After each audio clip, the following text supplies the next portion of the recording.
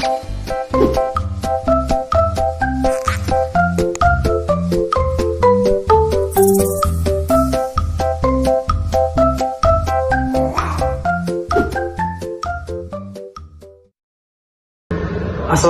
warahmatullahi wabarakatuh. Perkenalkan, nama saya Dimas Sailana Lanwari beserta dengan rekan kelompok saya yaitu Saudari Wayumi, Saudari Husnil Khotimah, dan juga Saudari Santa.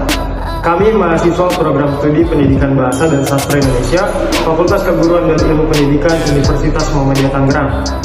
Oke guys, di sini kita akan membahas tentang prosedur penelitian, yang dimana prosedur penelitian ini amat sangat penting bagi penelitian yang akan kita teliti. Untuk itu, kita simak video dan tonton video ini sampai habis ya. Baik, kita masuk ke pengertian prosedur penelitian. Prosedur penelitian adalah langkah-langkah yang dipergunakan untuk mengumpulkan jenis data penelitian sehingga berguna dalam menjawab question riset yang diajukan di dalam penelitian oleh si peneliti melalui informan penelitian yang ada. Sehingga adanya pembahasan dalam bagian prosedur ini menjelaskan tentang lokasi dan subjek penelitian, populasi, sampel penelitian, desain penelitian, dan justifikasi atas laporan penelitian yang ditulis. Baik, yang selanjutnya adalah prosedur penelitian. Nah, di sini ada beberapa prosedur penelitian. Yang pertama adalah pendekatan penelitian. Nah, pendekatan penelitian adalah metode atau cara mengadakan penelitian seperti halnya eksperimen atau non-eksperimen. Tetapi di samping itu juga menunjukkan jenis atau tipe penelitian yang akan diambil. Dipandang dari segi tujuan, misalnya eksploratif, deskriptif, atau historis. Pendekatan penelitian adalah keseluruhan cara atau kegiatan dalam sebuah penelitian yang dimulai dari perumusan masalah sampai membuat suatu kesimpulan. Kedua, ada variabel penelitian. Nah, variabel penelitian itu suatu atribut atau sifat atau nilai dari orang, objek atau kegiatan yang mempunyai variasi tertentu yang ditetapkan oleh peneliti untuk dipelajari dan ditarik kesimpulannya. Macam variabel dalam sebuah penelitian. Yang pertama ada variabel bebas. Variabel bebas adalah variasi yang mempengaruhi atau menjadi penyebab timbulnya variabel terikat. Yang kedua ada variabel terikat, yaitu sering juga disebut variabel tergantung atau dependen. Adalah variabel yang diubah dalam penelitian sebagai akibat dari variabel bebas. Dilansir dari buku metodologi penelitian, pendekatan kuantitatif. Yang ketiga itu ada variabel terkontrol. Nah, di sini adalah variabel yang diharapkan mampu menjadi pengendali variabel bebas. Nah, jenis variabel ini tuh digunakan agar pengaruh variabel bebas terhadap variabel tetap berjalan, konstan, atau tidak terganggu dengan kehadiran variabel terkontrol. Baik, yang selanjutnya ada populasi dan sampel. Nah, dalam penelitian perlu dijelaskan populasi dan sampel yang dapat digunakan sebagai sumber data bila hasil penelitian akan digeneralisasikan atau kesimpulan data sampel yang dapat diperlakukan untuk populasi. Maka sampel ini digunakan sebagai sumber data atau representatif. Dapat dilakukan dengan cara mengambil sampel dari populasi secara random sampai jumlah tertentu. Nah, di sini menurut Sugiono 1997, populasi adalah generalisasi wilayah yang terdiri atas objek atau subjek yang memiliki kuantitas dan karakteristik tertentu yang ditetapkan oleh peneliti untuk dipelajari dan kemudian ditarik kesimpulannya.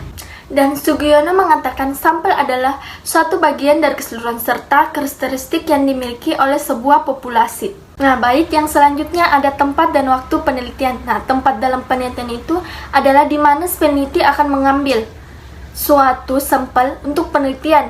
Jadi kalau waktu penelitian berisikan kapan si peneliti akan melakukan penelitian dan selama beberapa bulan. Nah, di dalamnya akan dimasukkan jadwal penelitian dan apa saja yang dilakukan di pertemuan pertama, kedua, dan selanjutnya. Perkenalkan, nama saya Santa Khotimah Tagalog. Di sini saya akan melanjutkan penjelasan tentang metode pengumpulan data, instrumen penelitian, dan prosedur penelitian. Yang pertama, metode pengumpulan data. Metode pengumpulan data adalah teknik atau cara yang dilakukan peneliti untuk mengumpulkan data. Ada berbagai metode pengumpulan data yang dapat dilakukan dalam sebuah penelitian. Yang pertama, wawancara.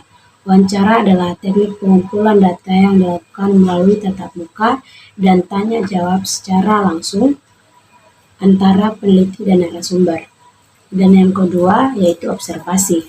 Observasi adalah pengumpulan data yang kompleks karena melibatkan berbagai faktor dalam pelaksanaannya. Metode pengumpulan data observasi tidak hanya mengukur sikap dari responden, namun juga dapat digunakan untuk merekam berbagai fenomena yang terjadi. Dan yang ketiga, angket.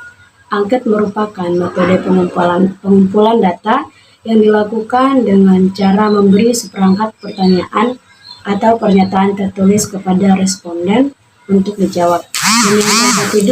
Dan yang keempat yaitu studi dokumen. Studi dokumen adalah pengumpulan data yang tidak ditujukan langsung kepada subjek peneliti. Studi dokumen adalah jenis pengumpulan data yang meneliti berbagai macam dokumen yang berguna untuk bahan analisis. Dan yang kedua itu instrumen penelitian. Instrumen penelitian adalah alat yang digunakan untuk melakukan kegiatan penelitian, terutama sebagai pengukur atau pengumpulan data berupa angket, seperangkat soal tes, lembar observasi, dan sebagainya. Yang pertama instrumen penelitian yaitu tes. Tes dapat berupa serangkai pertanyaan, latihan, lembaran kerja, dan sebagainya yang memiliki tujuan sebagai alat ukur keterampilan, inteligensi, kemampuan hingga bakat yang dimiliki oleh suatu individu atau kelompok yang menjadi subjek peneliti. Yang kedua, angket dan kuesioner. Angket merupakan alat pengumpulan data melalui sejumlah pertanyaan tertulis digunakan untuk memperoleh informasi dari individu atau kelompok tertentu yang ingin diteliti. Dan yang ketiga itu prosedur penelitian. Menurut Sugiono pada tahun 2017, prosedur penelitian adalah cara ilmiah yang dipergunakan oleh seorang peneliti guna memperoleh data dengan tujuan kegunaan tertentu. Jenis prosedur penelitian ini yaitu yang pertama, penelitian kualitatif. Prosedur penelitian kualitatif merupakan bagian adanya langkah penelitian yang disusun dengan berharap mampu untuk menghasilkan dan deskriptif berupa rangkuman kata-kata tertulis atau lisan dari wawancara kepada orang-orang atau perilaku atau yang disebut sebagai observasi yang diamati. Prosedur penelitian kuantitatif adalah bagian penjelasan atas adanya penelitian yang dilakukan guna menemukan pengetahuan dengan menggunakan jenis data penelitian berupa angka sebagai alat ukur penelitian dengan menemukan keterangan mengenai apa yang ingin diketahui. Nah, selanjutnya di sini saya akan menjelaskan satu judul karya ilmiah menggunakan prosedur penelitian yang telah teman-teman saya jelaskan tadi. Nah, judul tersebut yaitu efektivitas penggunaan media pembelajaran video animasi Nusa dan Rara untuk meningkatkan keterampilan menulis karangan narasi bagi siswa SD Permata Insani Islamic School. Nah, kemudian pendekatan penelitian di dalam judul tersebut yaitu menggunakan pendekatan penelitian kuantitatif deskriptif. Kemudian ada variabel penelitian yaitu variabel bebasnya yaitu video animasi Nusa dan Rara karena itu bisa diubah menjadi video animasi lainnya. Kemudian variabel terikatnya yaitu karangan narasi. Nah, kemudian selanjutnya ada populasi dan sampel. Nah, populasi dan sampel ini digunakan populasinya itu anak kelas SD kelas 4. Kenapa kelas 4? Karena yang mempelajari materi karangan narasi itu kelas 4. Kemudian sampel yang diambil yaitu jumlah keseluruhan anak kelas 4 diambil hanya 15% dari populasi tersebut. Kemudian waktu dan tempat. Nah, waktu dan tempat itu ditentukan sesuai dengan penelitian yang dilakukan pada saat itu. Kemudian ada metode pengumpulan data. Nah, metode pengumpulan data yang digunakan yaitu tes. Kemudian instrumen penelitian datanya digunakan pretest dan posttest, kemudian angket terbuka. Sekian penjelasan dari kelompok kami. Terima kasih telah menyimak sampai akhir. Assalamualaikum warahmatullahi wabarakatuh. Sampai jumpa.